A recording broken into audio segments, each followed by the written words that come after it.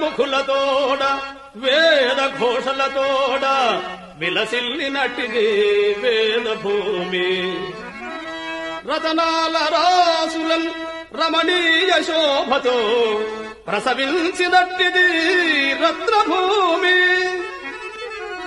మిసమిసలాడిన పసిడి పంటలతోడ భాసురం పైనది భరత భూమి.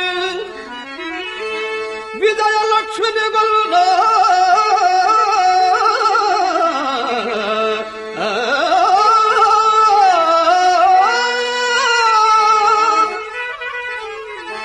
విజయలక్ష్మిని గొల్ల వీరులందరి తోడ వెలుగొందినట్టిది వీరభూమి. నిఖిల విఖ్యాత కళలకు నిలయ భూమి.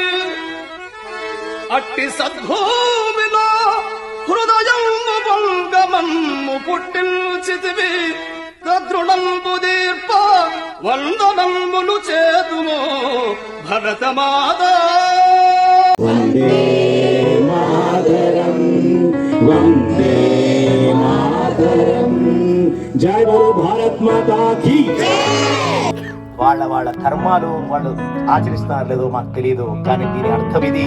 కానీ ప్రపంచంలో సనాతనమైనటువంటి ధర్మం ఏదైనా ఉందా? ఎవరు పెట్టని, ఎక్కడా పుట్టని సనాతనమైన ధర్మం ఏదన్నా ఉంది అంటే అది కేవలం హిందూ ధర్మము మాత్రమే అని తెలుసుకోవాలి. ఇంత అందరూ కూడా గుర్తుపెట్టుకోవాలి. ఈ క్షణము ఈ జాతిని మేల్కొలిపే క్షణంగా తెలుసుకోండి. ముందడుగు ముందడుగు ముందడుగు వేద్దాము. కష్టాలే వచ్చినా, కన్నీరే కార్చినా, ఉప్పెనలు వచ్చినా, ఊపిరే పోయినా ముందడుగు ముందడుగు ముందడుగు వేద్దాము. హిందూ జాతిని జాగృతం చేద్దాము అనే ఆలోచన దృక్పథంతో మనందరం బతకాల్సిన అవసరం ఉన్నది ఈ రోజు. హిందూ అంటే ఏమిటో తెలుసా?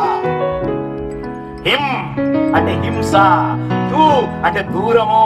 హింసను దూరము చేసేవాళ్ళు ఎవడైనా ఈ ప్రపంచంలో ఉన్నాడంటే హిందువులు అని తెలుసుకుంటారు.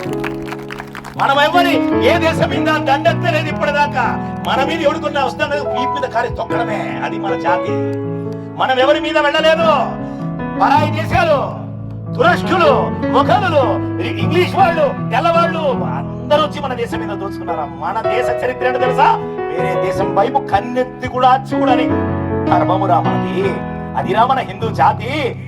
అట్లాగే మన పక్కన ముస్లింస్ ఉన్నా, మన పక్కన క్రిస్టియన్స్ ఉన్నా, ఏ జాతి వాడైనా, ఏ మతం వాడమైనా పరమత సహనముతో జీవించగలిగిన సత్తా, దమ్ము, ధైర్యము ఎవరికైనా ఉంది అంటే అది హిందూ ధర్మం అని తెలుసుకోండి.